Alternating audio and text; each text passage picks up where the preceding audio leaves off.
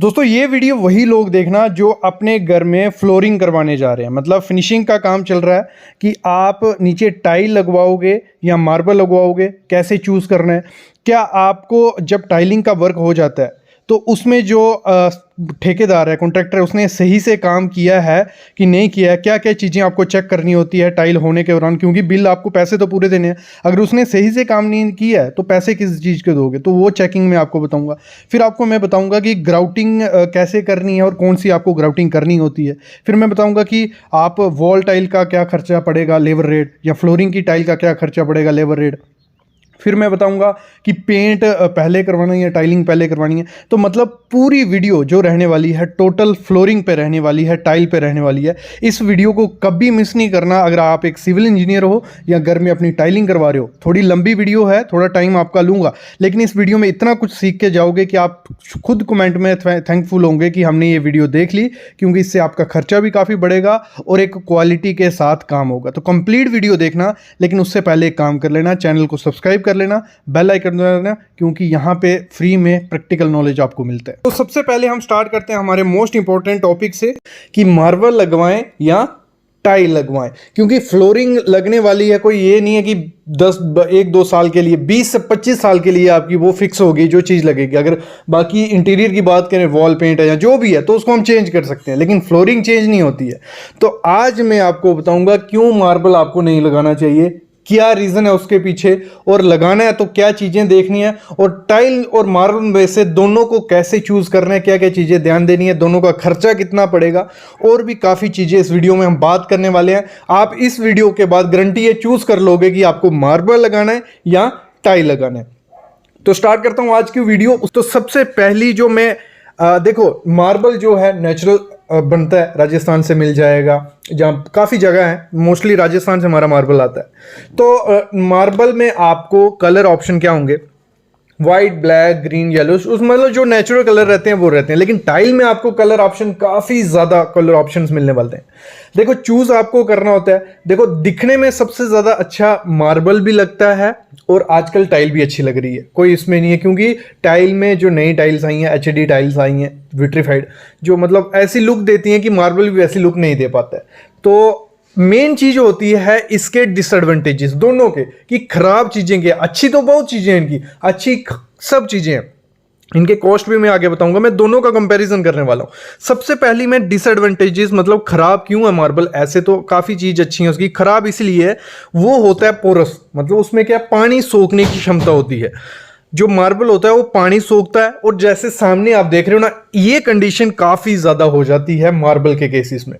होता क्या है, मार्बल जब भी लेने जाते हो तो जो आपका वेंडर है, जो बेचने वाला है मार्बल, तो वो तो आपको नहीं बताएगा कि ये अच्छा है, ये अच्छा है, वो उसने लगा दिया। छोटे पैनल्स भी होंगे, छोटे छोटे पीसीस जो आते हैं, 2x2 के पीस रहते हैं, वो भी होंगे, बड़े भी होंगे। लेकिन इसमें सबसे ज़्यादा घोटाला क्या हो रहा है, जो मार्बल आता है, कई घरों में आपने देखा होगा वो थोड़ा थोड़ा उखड़ने लग पड़ता है थोड़े टाइम बाद।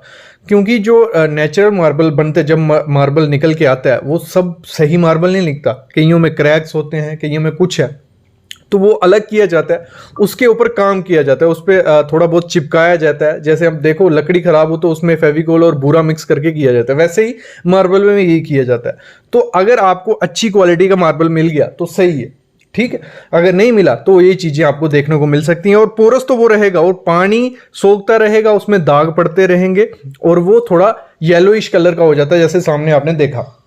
उसको मेंटेनेंस बहुत ज़्यादा चाहिए। मार्बल को आपको साफ डेली करना पड़ सकता है अगर आपको वैसी ही शाइन यहाँ वो चाहिए। अगर हम मार्बल की लाइफ की बात, मैं पहले मार्बल पे पूरी आपको थ्योरी, पूरी चीज़ें बता देता हूँ मार्बल पे, फिर टाइल पे जाऊँगा, फिर मैं आप पे चूज़ करने को छोड़ूंगा और खुद में बताऊँगा कि मेरे हिसाब से क्या करना है, क्योंकि काफ़ी एक्सपीरियंस हो गया इस फील्ड में अभी, तो मैं आपको आइडिया दे सकता हूँ, ठीक है। तो 25 साल तक मार्बल को अच्छी लाइफ रहती है। मतलब अगर लॉन्ग टर्म के लिए सोच रहे हो, मतलब कि आपको 20-25 साल तक मार्बल रखना, मतलब कुछ फ्लोरिंग रखनी है, तो मार्बल बेस्ट ऑप्शन है। लेकिन इसमें भी बेस्ट ऑप्शन कौन सा है, अगर अच्छी क्वालिटी का मार्बल लगाओगे। ये नहीं है कि रूह पूरी करनी है कि मेरे को मार्बल लगाना है तो जो 20 रुपये स्क्वायर फीट, 30 रुपये स्क्वायर फीट, ये आपने देखा होगा, काफ़ी वीडियोस आपको यूट्यूब पे भी मिलती होंगी कि मार्बल कौन सा क्या अच्छा है या टाइल, वो काफ़ी वीडियोस हैं। लेकिन इसमें आपको सब कुछ पता चलने वाला है। तो 20 से 30 रुपए 40 रुपए पर स्क्वायर फीट जो मार्बल आता है ना, वो मेरे ख्याल में वो मार्बल लगाना नहीं चाहिए। तब तो मार्बल आपको बिल्कुल नहीं लगाना है। अगर आपको मार्बल लगाना है तो अच्छी क्वालिटी का मार्बल लगाना है, जो 80 से 90 रुपए स्क्वायर फीट स्टार्ट हो जाता है। उसमें भी आपको देखना पड़ेगा, कुछ लोग आपको 30 से 40 रुपए वाला 80-90 में बेच देंगे, लेकिन क्वालिटी आपको चेक करनी पड़ेगी। और एक अच्छे वेंडर से आप लेते हो तो वो चीज़ अच्छी है। एक तो अच्छी क्वालिटी का मार्बल अगर आप लगाते हो तो आपको अप्रॉक्स 200 से 250 रुपये पर स्क्वायर फीट के हिसाब से पड़ता है। उसमें आपकी देखो, इसकी इंस्टॉलेशन में भी काफ़ी ज़्यादा टाइम लगता है। अगर हम बात करें, एक रूम है कोई आपका 12 बाई 12 का, उसमें अप्रॉक्स 5 से 6 दिन लग जाएंगे आपके उसको फिक्सिंग करने में। और अगर हम टाइल की वजह से देखें, एक दिन में वो सब कुछ कंप्लीट कर देगा उसमें। क्योंकि अगर मार्बल की हम बात करते हैं, उसमें कटिंग काफ़ी ज़्यादा होती है, ग्राइंडिंग, फिर पॉलिशिंग, फिर फिनिशिंग, ये काफ़ी ज़्यादा। और वेस्टेज, सबसे ज़्यादा वेस्टेज किसमें देखी जाती है? मार्बल में। तो मार्बल की चीज़ें बता रहा हूँ, अभी टाइल पे आने वाला हूँ, उसका भी काफ़ी चीज़ें वो होती हैं। लाइफ अगर ज़्यादा चाहिए, और एक चीज़ का डिसएडवांटेज और है, अगर आपका विंटर एरिया में, मतलब नॉर्थ वाली साइड हो, पहाड़ों वाली साइड हो, तो वहाँ मार्बल लगाने की कोई ज़रूरत है, क्योंकि मार्बल हमेशा रहता है ठंडा। जैसे विंटर आएगा ना, आप मार्बल पे चल नहीं पाओगे, इतना ठंडा मार्बल मोस्टली रहता है। तो वो दिक्कत भी आती है। आपके घर में कोई ओल्ड एज का है तो उसको काफ़ी ज़्यादा दिक्कत आ सकती है इस चीज़ में।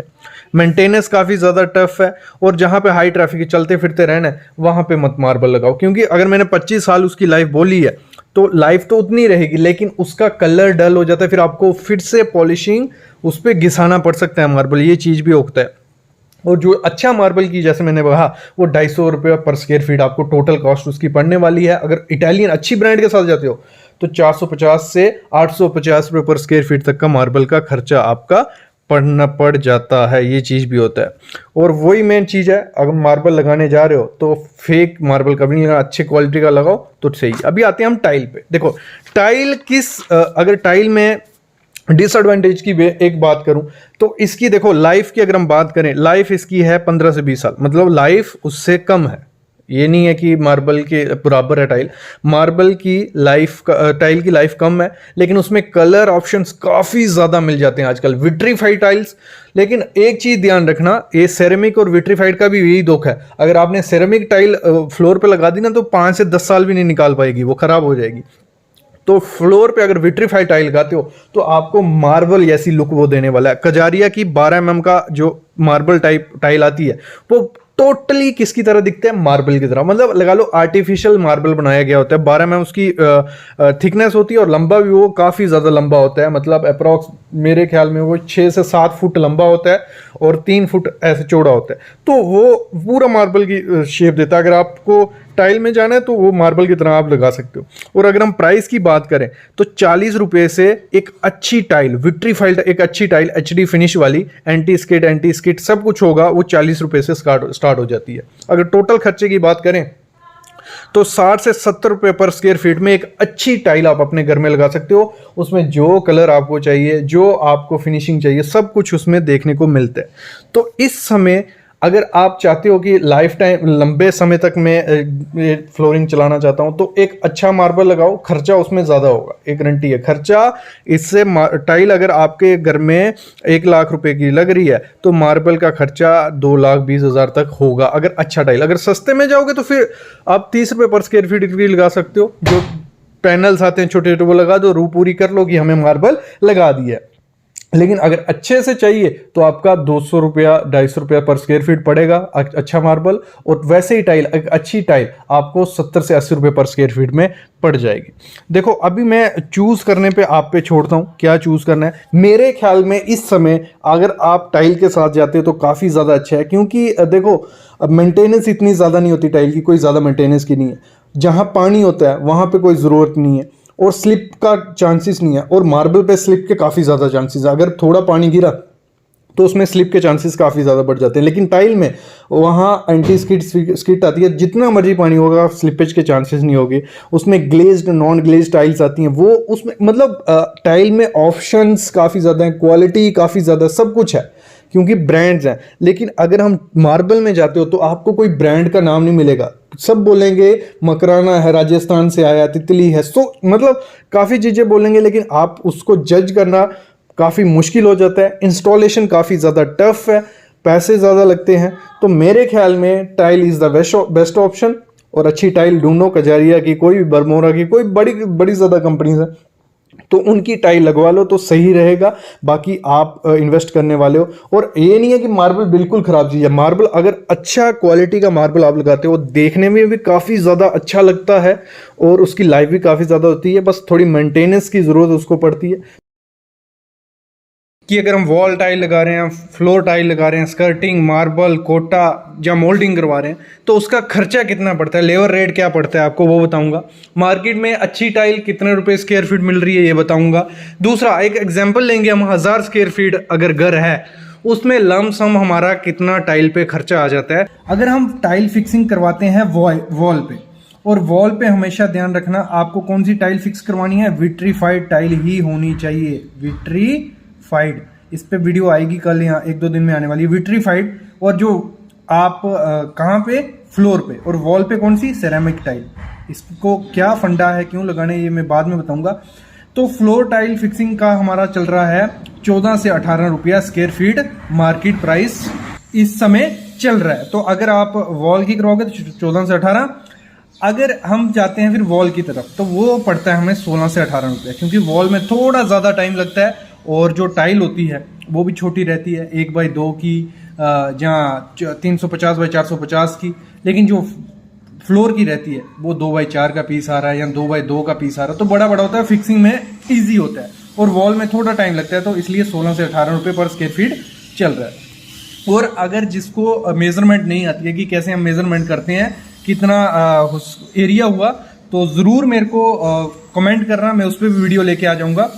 अगर हम स्कर्टिंग करते हैं, और स्कर्टिंग होती क्या है मैं आपको दिखा भी देता हूं स्कर्टिंग होती क्या है।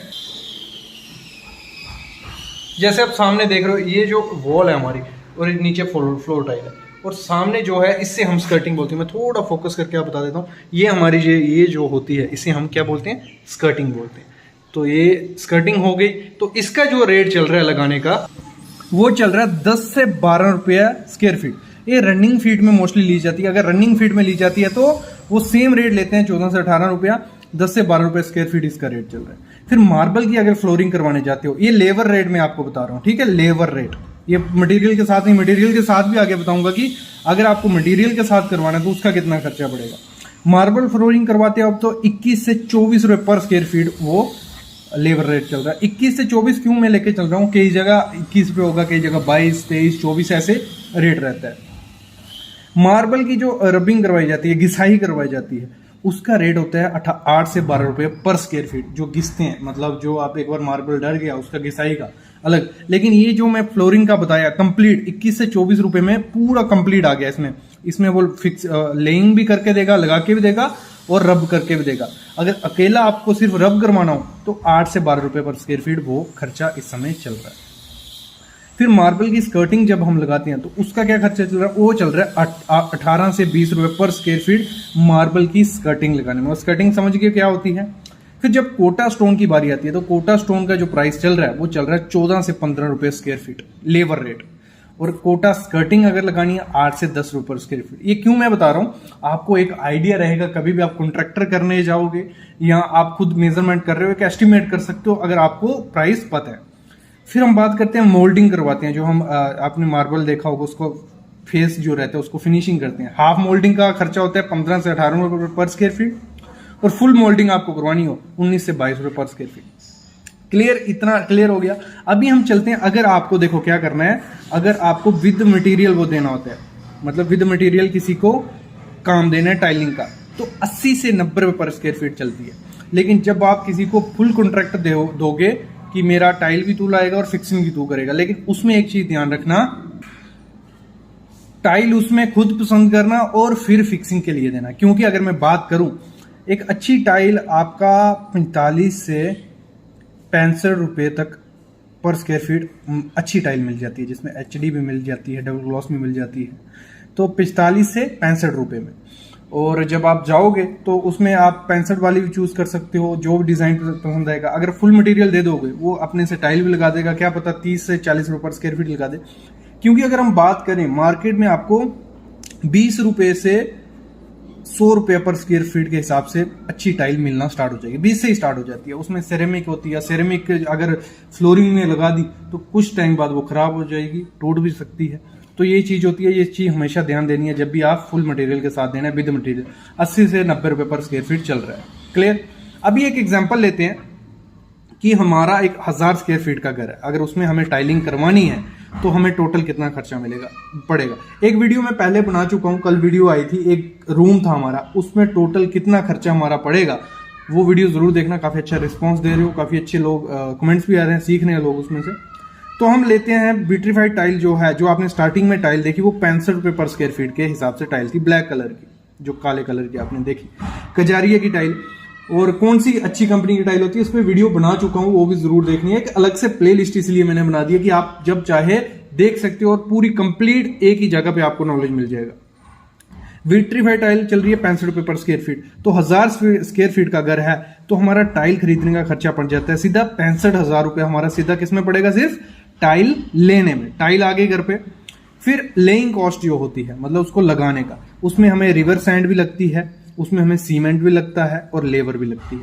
ये 3 चीजें लगती है। उसका 80 रुपये पर स्क्वायर फीट मैंने ले लिया। 80 रुपये में क्या, रिवर सैंड का हम बात करें 50 रुपये पर स्क्वायर फीट पर क्यूबिक फीट आ रहा है हमारा ये सैंड। सीमेंट हमारा 400 से 450 रुपये का बैग आता है और लेबर कॉस्ट हमने ले ली। तो टोटल लमसम मैंने 80 रुपये ले लिया। आप ऐसे एस्टिमेट कर सकते हो, रफ एस्टिमेट इसको बोल रहा हूँ कि आपको निकालना हो एकदम से कि आपके घर पे कितना खर्चा आने वाला है, आप निकाल सकते हो। 80 रुपये ये लिया। 1000 स्क्वायर फीट का घर है तो 80,000 रुपये हमारा किसका हो गया, लेइंग कॉस्ट। फिर जो वॉल की स्कर्टिंग होती है, जो स्कर्टिंग मैंने आपको दिखाई, स्कर्टिंग का 25% होता है किसका, जो लेइंग कॉस्ट आपकी हमारी बन रही होती है उसका 25% खर्चा हमारा इसमें लग जाता है स्कर्टिंग में। तो उसमें लेबर भी आ गया, सीमेंट भी आ गया, इसमें सैंड नहीं डालती स्कर्टिंग में, याद रखना। तो ये 25% लेइंग कॉस्ट आ गई। लेइंग कॉस्ट आ गई तो 25% हमने इसका 25% किया 80,000 का 20,000, मतलब टोटल 1000 स्क्वायर फीट का घर है। एक अच्छी टाइल लगाते हो आप 65 रुपये पर स्क्वायर फीट वाली कजारिया की, जहाँ कोई भी ब्रांडेड या अनब्रांडेड, तो आपको 1,65,000 तक का खर्चा पड़ सकता है लमसम। और जब टाइल लग जाती है तो लास्ट काम जो बचता है वो होता है ग्राउटिंग का। जो हमने ग्रुप छोड़ा होता है बीच में, 2 टाइल के बीच में जो जगह रहती है वो हमने 2 से 3 mm या 4 से 5 mm हमने वो ग्रुप रखा होता है उसका फिलिंग का। लेकिन उसमें अगर आप अच्छे से मटेरियल नहीं फिल करोगे, कोई अच्छा मटेरियल नहीं रहेगा, तो थोड़े टाइम बाद वो पपड़ी बन के निकल जाएगा, या धीरे धीरे पानी के साथ पोंछा जो आप लगाते हो उसके साथ वो निकलता जाएगा। अगर आपने कर दिया बाइट सीमेंट उसमें यूज तो बहुत बड़ी गलती कर दी। अगर आपने पानी के साथ मिक्स करके एपॉक्सी डाल दी तो बहुत बड़ी गलती कर दी। कि कौन सी कंपनी का एपॉक्सी ग्राउट अच्छा होता है, तो कौन सा ग्राउट हमें करना होता है, सैंडिड, नॉन सैंडिड या एपॉक्सी ग्राउट, 3-4 टाइप के ग्राउट होते हैं। कौन सी कंपनी अच्छी है, कितना एरिया के लिए क्वांटिटी निकालनी पड़ती है, कितने एरिया में कितना ग्राउट हमें चाहिए, वो कैसे क्वांटिटी हम निकालेंगे। और एक ऐसे ब्रांड के बारे में बताने वाला हूँ एपॉक्सी ग्राउट के, उसकी हम पूरी डिटेल देखेंगे। तो काफ़ी अच्छी वीडियो होने वाली है और प्रोसेस आपको पता चलेगा कि ग्राउटिंग करने का सही प्रोसेस क्या होता है, कि आपकी ग्राउट 10 से 15 से 20 साल तक टिकी रखे, ना उसकी कलर फेड होगा, ना उसमें डस्ट आएगी। तो देखो, सबसे पहली चीज़ मैं आपको क्लियर कर दूं, ये जो सामने यूज़ की जा रही है ये एपॉक्सी ग्राउटिंग की जा रही है और इसकी गारंटी भी रहती है 15 से 20 साल तक इसको कुछ नहीं होगा, एंटी फंगल रहेगी, टेम्परेचर का कोई इफेक्ट नहीं है, स्ट्रॉन्ग है और 100% स्टेन फ्री ये कहा जाता है एपॉक्सी के लिए।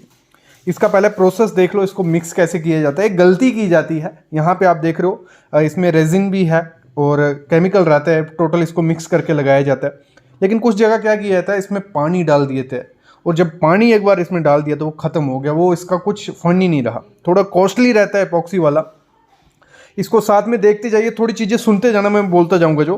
तो इसमें 3-4 टाइप की ग्राउट आती है। सैंडिड आती है, सैंडिड से वर्ड पता चल रहा है, सैंड की तरह वो दिखेगी, थोड़ा उसका रफ फिनिश आएगा।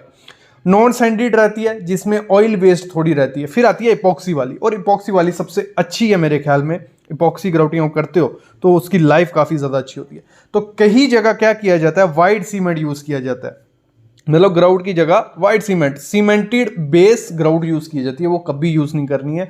उसमें क्रैक्स आते हैं, थोड़े टाइम बाद वो निकल ही जाती है। तो आपको वाइट सीमेंट कभी यूज़ नहीं करना। आप देखना, आप पुराने टाइम में अगर आपने यूज़ कर दिया, पुरानी टाइल कोई है तो बीच में देखना उसमें कई जगह से निकल गया होगा, कई जगह काली पड़ गई होगी, कई जगह खड्डा पड़ गया होगा।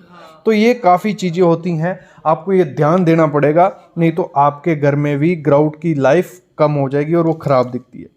तो ये सामने जो ब्रांड यूज़ किया जा रहा है वो लैटीक्रीड ब्रांड यूज़ किया जा रहा है। माइक लैटीक्रीड आता है सबसे अच्छा, मैं इसी को प्रेफर करूंगा। मैं कोई प्रमोशनल नहीं कर रहा इसकी, आप यूज़ कर सकते हो। काफ़ी आते हैं, फ्लोरेक्स के आते हैं, पिडीलाइट के आते हैं, एशियन के आते हैं, काफ़ी चीज कंपनीज के एपॉक्सी ग्राउट आते हैं।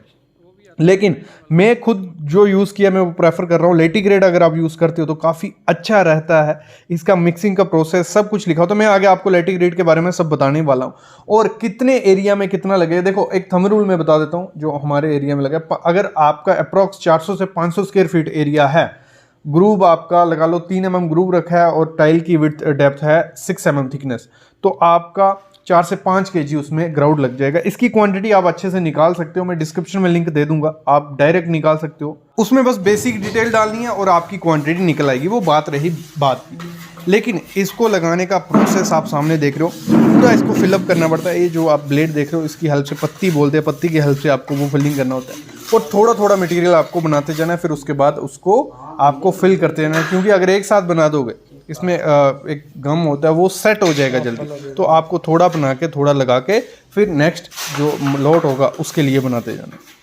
लैटीक्रेड कंपनी की अगर हम बात करें तो आपको 30 से 40 कलर इसमें मिल जाएंगे। जैसा भी आपका टाइल का कलर है, इसमें आपको जो रात को चमकती हैं वैसी मिलेगी इपॉक्सी। काफ़ी टाइप की इपॉक्सी आपको आती है।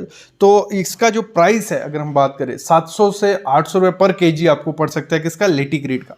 आपको सस्ते मिलेंगे 200, 300, 400 वाले, लेकिन अगर लैटीक्रेड का यूज़ करते हो तो काफ़ी ज़्यादा अच्छा पड़ेगा। अभी हम थोड़ा लैटीक्रेड के बारे में बात कर लेते हैं।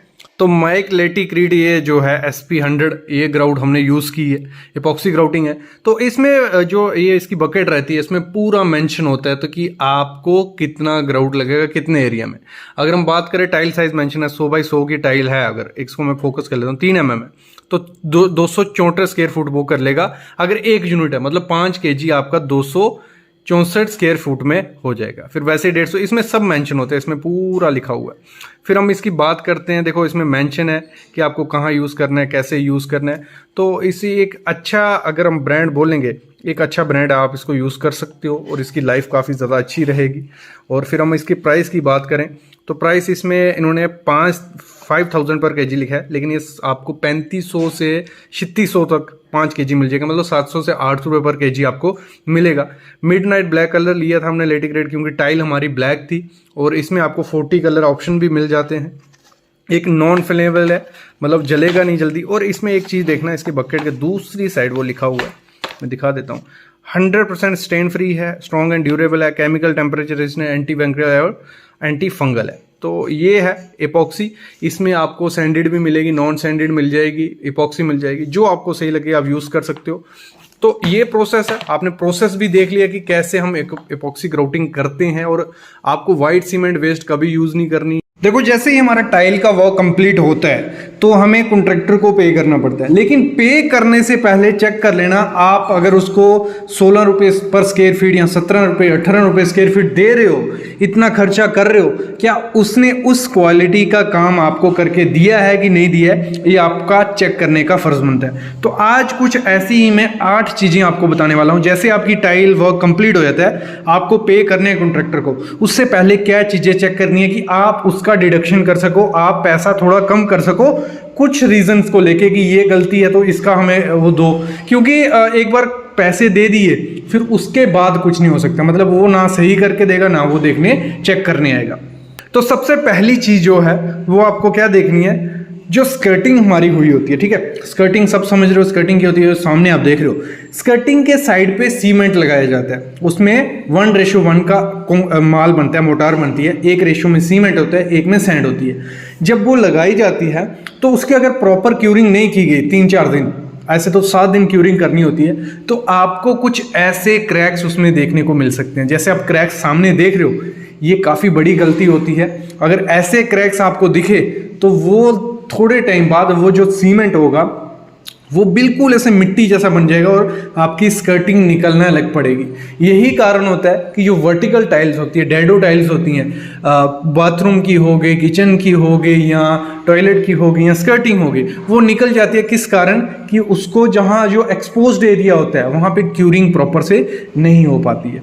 तो ये चीज़ है, ऐसे क्रैक्स बन जाते हैं। तो ये आपको चेक कर लेना कि ऐसे क्रैक्स तो नहीं दिख रहे, ऐसे क्रैक्स दिख रहे हैं तो आप कॉन्ट्रैक्टर को बोल सकते हो ये गलती है। दूसरी जो गलती होती है, आपको क्या करना है, टाइल की चेक कर लेना है। जैसे टाइल एक बार लग जाती है तो आपको कोई भी एंकल हो गया, आपका हाथ हो गया, उंगली होगी, उससे जो टाइल होती है उसको मार के देखना है। जहाँ साउंड ऐसे लगता है आपको ढोल की तरह खाली सी साउंड लग रही है, जैसे आप साउंड सुनो, ऐसी कुछ साउंड लगे तो मतलब वो टाइल नीचे से खाली है, उसमें प्रॉपर से नीचे सैंड और सीमेंट का मोटार नहीं है, तो वो टूट सकती है। जैसे अगर बाई चांस उस पर हैवी लोड नहीं, अगर कोई ज़ोर से चलेगा भी तो वो टूटने के चांसेस काफ़ी ज़्यादा बढ़ जाते हैं। जो अगर खाली नहीं होगी नीचे से, कुछ ऐसी टाइल वो दिखेगी जैसे आप मारोगे। तो ऐसे आपको किसी भी चीज़ से आप मार के देख सकते हो, आपको आइडिया लग जाएगा यहाँ नीचे खाली है, यहाँ नहीं, और ये आपको दिखा सकते हो उसको। और ये काम आपको तब कर लेना है जब आपकी ग्राउटिंग नहीं हो। एक बार ग्राउटिंग हो जाए फिर काफ़ी दिक्कत हो जाती है सब सही करने में। अगर ग्राउटिंग नहीं हुई है उससे पहले चेक करके आपको उसको बता दो, वो सीमेंट स्लरी बना के नीचे डाल देते हैं, थोड़ा बहुत इफेक्ट उससे ठीक हो जाता है, वो मतलब बजना और थोड़ा कम हो जाता है, मतलब सही हो जाता है। ये आपको चेक कर लेना। दूसरी चीज़, तीसरी चीज़, जो भी ग्राउटिंग की जाती है, आप ग्राउटिंग देख रहे हो, ग्राउटिंग क्या होती है, हम ग्रुप छोड़ते हैं 3 से 4 mm का, तो वो प्रॉपर ग्रुप छोड़ के उसमें प्रॉपर ग्राउटिंग हो रही है कि नहीं हो रही है, ये आपको चेक करना बनता है। क्योंकि देखो, अगर उसमें प्रॉपर ग्राउटिंग नहीं होगी, आगे पीछे होगी, या कुछ चीज़ें खाली रहेगी, जैसे यहाँ खाली रहेगी, बहुत बड़ी गलती होती है। तो आपको जो भी कलर की ग्राउटिंग है वो चेक कर लेनी है, प्रॉपर उसमें फिल की है नहीं की है। फिर जहाँ वाइट सीमेंट लगाया जाता है वहाँ वाइट सीमेंट लगा है नहीं लगा है, ये सब चीज़ें चेक करनी होती हैं, फिर ही उसको आपको पे करना होता है। अगली चीज़ आपको देखनी है, जो बाथरूम है, किचन है, उसमें उसने स्लोप प्रोवाइड की है, क्योंकि आपने स्लोप तो मेंशन की होती है कि यहाँ मैन होल है, यहाँ से पानी यहाँ जाना चाहिए, ऊपर शॉवर लगा है, यहाँ से पानी यहाँ जाएगा। लेकिन अगर आपने फिर पानी फेंक के देखना है कि स्लोप है नहीं है, देखो एक बार टाइल लग गई दिक्कत तो होती है, कुछ हो नहीं पाता है जब, क्योंकि टाइल तोड़ के सब करना पड़ेगा। लेकिन आप वो पैसा डिडक्शन करके बाई चांस बाद में रिपेयरिंग या मेंटेनेंस करवानी पड़ी तो वो पैसा वहाँ इन्वेस्ट कर सकते हो, क्योंकि आप उसको पैसा दे रहे हो मन चाहा, जो उसने मुंह पे बोला वही पैसा आप दे रहे हो। अगर वो आपको स्लोप नहीं प्रोवाइड कर पा रहा है, आपकी टाइल फिक्स नहीं अच्छे से, तो किस चीज़ का पैसा है? ऐसे तो कोई भी लेबर या कोई भी इसको टाइल को लगवा देगा, ठीक है। ये चीज़ चेक करनी है। और दूसरी चीज़ होती है, क्योंकि सीमेंट और सैंड ये सब चीज़ें काफ़ी यूज़ होती हैं जब टाइलिंग वर्क हो रहा होता है, तो आपको चेक करना है जो टाइल होती है थोड़ी रफ सरफेस होती है, उसमें सीमेंट तो नहीं फंसा होता, क्योंकि काफ़ी जगह मैंने देखा है, जैसे सामने टाइल देख रहे हो, यहाँ सीमेंट रह जाता है, और ये सीमेंट साफ करके उनकी रिस्पॉन्सिबिलिटी होती है। पूरी टीम, जैसे आप मार्केट से टाइल लेके आए थे वैसी आपको वहाँ दिखनी चाहिए। ये नहीं है कि आपको उसकी फिनिशिंग या सफाई करनी पड़े, तो वो इन्वेस्टमेंट किस बात की। तो ये आपको पहले ही उससे साफ करवानी है। और ये चीज़ आपको ध्यान तब रखनी होती है जब टाइलिंग वर्क हो रहा होता है, उसी दौरान आपको चेक करते रहना है डे बाय डे। तो उससे क्या होगा, क्वालिटी अच्छी रहती है और साफ़ सफाई बनी रहती है। ये चीज़ें आपको पहले चेक कर लेनी है। अगली चीज़, जो टाइल है, मोस्ट इंपॉर्टेंट चीज़ है, जो टाइल है, आपने देखा होगा कि टाइल कभी कभी ऑफसेट रह जाती है, ऊपर नीचे रह जाती है। और ये क्या बोलता है, जो कॉन्ट्रैक्टर होगा जो काम कर रहा है, वो बोलता है कि टाइल बैंड आ रही है, जो पीछे से ही बैंड है। चलो कुछ टाइल बैंड आती हैं, कजारिया की मोस्टली टाइल मैंने देखी है तो 2x4 की, जो बड़े पैनल्स रहते हैं वो बीच में से बैंड रहते हैं। ये कजारिया की बहुत ख़राब चीज़ है, डिसएडवांटेज है। इतना आदमी 60 से 70 रुपये पर स्क्वायर फीट इन्वेस्ट कर रहा है, फिर भी अगर बैंड टाइल मिली तो ये अच्छी चीज़ नहीं है। तो ये मोस्टली आती है इसकी। तो आपको क्या करना है, जो उसके 4 कॉर्नर होते हैं टाइल के, वो 4 कॉर्नर एक दूसरे के सामने बिल्कुल एग्जैक्ट एक लेवल पे मिलने चाहिए, चारों कॉर्नर। अगर वो चारों कॉर्नर एग्जैक्ट एक दूसरे से मिले हुए हैं तो बीच से अगर बैंड दिख रहा है तो फिर हम बोल सकते हैं कि ये टाइल ही बैंड है। अगर वो 4 कॉर्नर भी एक दूसरे से नहीं मिले हैं प्रॉपर से और बीच से बहुत ज़्यादा है, तो फिर आप कॉन्ट्रैक्टर को बोल सकते हो कि ये 4 कॉर्नर ही नहीं मिले हैं, तो बीच से बैंड आप कैसे बोल सकते हो। अगर एक बार क्योंकि जो अच्छा कॉन्ट्रैक्टर रहेगा, जो अच्छा मिस्त्री रहेगा, वो क्या करेगा, चारों कॉर्नर मिलाएगा, एक लेवल पे वो मिला देते हैं। जब चारों कॉर्नर एक लेवल पे मिल जाते हैं, फिर बीच में से अगर बाई चांस बेंड भी है तो वो थोड़ी बहुत दिखती है, ज़्यादा नहीं, इतनी ज़्यादा बेंड भी नहीं होती, 1-2 mm का बेंड होता है, लेकिन वो काफ़ी ज़्यादा दिखता है अगर पूरा लेवल सरफेस होगा, और 1-2 mm का बेंड भी काफ़ी ज़्यादा उसमें दिखने लग पड़ता है। तो ये चीज़ भी आपको चेक कर लेनी है कि आपकी टाइल बेंड है या कॉर्नर मिले हुए हैं, नहीं मिले हुए, ये चीज़। अगला बहुत इंपॉर्टेंट चीज़ है एसिड वॉश के बारे में। ये कमेंट्स भी काफ़ी आते हैं कि सर जो केमिकल यूज़ करते हैं एसिड वॉश क्या हुआ, वो जिससे हम टॉयलेट नहीं साफ़ करते, अपनी जो सीट्स रहती हैं उनको साफ़ किया जाता है, जो सामने आप केमिकल भी देख रहे हो, तेज केमिकल आपको बोलेंगे, तो इससे वो यूज़ करके साफ़ करते हैं। तो क्या हमें वो यूज़ करना चाहिए, नहीं चाहिए? क्योंकि देखो किसी भी टाइल पे ये नहीं लिखा होता है कि उसको आपको किससे यूज़ करना चाहिए, मतलब केमिकल यूज़ करना चाहिए। देखो एक ख़राब चीज़ है, मेरे ख्याल में एसिड वॉश नहीं करना चाहिए। अगर बहुत ही ज़्यादा सीमेंट लगा है तो फिर एसिड वॉश आप उसको डिल्यूट फॉर्म में, मतलब कंसनट्रेटेड फॉर्म में, मतलब पानी उसमें अच्छे से मिक्स कर लो और उसके बाद उससे वॉश करो तो ठीक है। अगर एकदम आप एसिड डालोगे, जो शाइनिंग होगी, जो टाइल का खुद का कलर होगा, वो शायद फेंट हो सकता है। सेरेमिक टाइल पे ये ज़्यादा इफेक्ट कर सकता है विट्रीफाइड से, तो ये मेरे ख्याल में मैं प्रेफर नहीं करूँगा कि आप केमिकल से इसको वॉश करो। इससे अच्छा है कि जब टाइलिंग लग रही है तभी अगर डेली साफ़ किया होगा तो आपको एसिड वॉश करने की ज़रूरत बिल्कुल भी नहीं है। ये आपको कॉन्ट्रैक्टर को पहले समझा लेना है। तो ये कुछ चीज़ें होती हैं कि आपको ये चेक करनी है। मैंने आपको टोटल 7 चीज़ें बताई। पैसे देने से पहले ये चेक कर लेना कि ये सही है नहीं है, क्योंकि अब हमारी सीरीज़, ये टाइल की सीरीज़ ख़त्म हो रही है। प्लेलिस्ट इस पे बन चुकी है, 6 से 7 वीडियोस थी। जो वीडियोस आप 6 से 7 देखोगे, आप गारंटी है सीख जाओगे कि कैसे टाइल लगवानी है, क्या रेट है, वो सब चीज़ें उस वीडियो में मैं बता चुका हूँ। सब में प्लेलिस्ट अलग से है टाइल वर्क पे, हाउस कंस्ट्रक्शन सीरीज़ में भी ऐड है ये सब, तो आप देख के आइडिया ले सकते हो, सीख सकते हो। जब भी घर की कंस्ट्रक्शन होती है तो दिमाग में एक पॉइंट पे ये क्वेश्चन ज़रूर आता है कि पेंट पहले करवाना चाहिए या टाइल। दोनों में से कौन सा पहले करवाएंगे तो सही रहेगा और किस में सही तरीका रहता है, वो मैं बात करूँगा आज। चलो पहले हम करते हैं टाइल। अगर हमने पहले टाइल का काम करवा दिया तो होता क्या है, देखो जैसे टाइल का काम करवा दिया और जब पेंट वाले आएंगे तो पेंट का क्या होगा, स्क्रैचेस आएंगे, क्योंकि जो उनका स्टेयर्स लेडर्स होती हैं या स्काफोल्डिंग का मटेरियल है, क्योंकि उनको पेंटिंग को सीलिंग के लिए करने के लिए उनको स्काफोल्डिंग चाहिए, दीवार के लिए वो चाहिए। तो जब वो मूवमेंट करेंगे तो टाइल पे स्क्रैचेस आने का चांसेस काफ़ी ज़्यादा हो जाते हैं। तो ये हो गया पहले अगर हम टाइल करते हैं। फिर आगे मैं अपना ओपिनियन भी बताता हूँ और सही तरीका क्या होता है, क्या आपको करना चाहिए, वो आगे मैं बताने वाला हूँ। दूसरा होता है, चलो हम पहले पेंट कर लेते हैं फिर टाइल करेंगे। तो इस केस में क्या होता है, जब टाइल का वर्क स्टार्ट होता क्या है, जो स्कर्टिंग होती है, साइड पे पट्टी लगाई जाती है, उसे स्कर्टिंग बोलते हैं, वो लगाते हैं तो सीमेंट स्प्लैश होता है ऊपर दीवारों पे, तो आपका पेंट खराब होगा। और जब टाइल की कटिंग की जाती है, उसको काटा जाता है, उसमें से डस्ट काफ़ी ज़्यादा निकलती है। वो डस्ट आपकी सीलिंग तक भी जाएगी और दीवारों पे भी लगेगी, खिड़कियों पे, तो काफ़ी ज़्यादा गंद पड़ जाता है।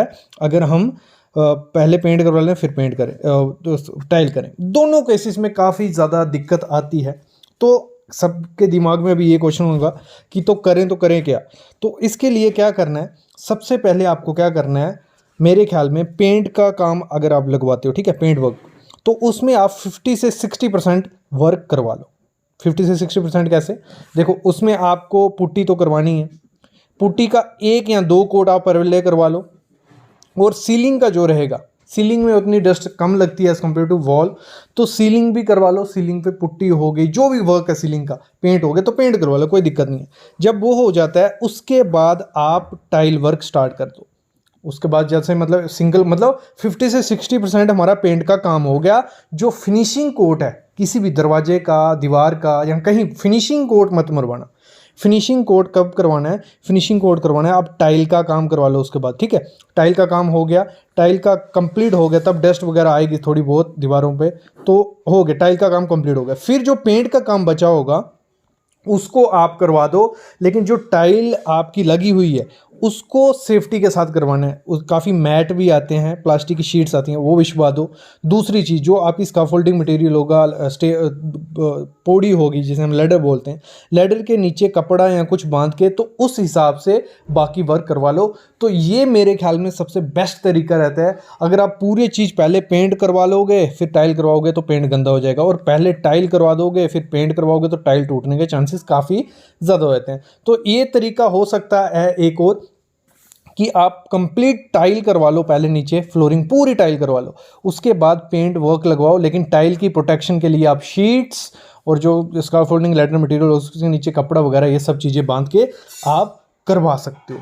तो मेरे ख्याल में सबसे पहले टाइल फिर पेंट, या पेंट का 50-60% काम, फिर टाइल का, और फिर पेंट करवा के कंप्लीट कर सकते हो। ये प्रोसेस रहता है। ऐसे भी हो सकता है आप क्या करो कि अपना जो उसका फ्लोरिंग का है टाइल या मार्बल लगवा लो, फिर आप उसका डोर और विंडो का काम करवा लो, इलेक्ट्रिक का काम करवा लो, फिर उसके बाद आप जाके पेंट का काम करवा सकते हो। ऐसे प्रोसीजर भी चल सकता है। बाकी एक वीडियो अलग से लाऊंगा स्टार्टिंग से एंड तक कैसे प्रोसीजर वाइज काम करवाओगे तो सही रहेगा, उस पर वीडियो ज़रूर आएगी। बस आप चैनल के साथ बने रहो और सब्सक्राइब करके रखो। Thank you guys.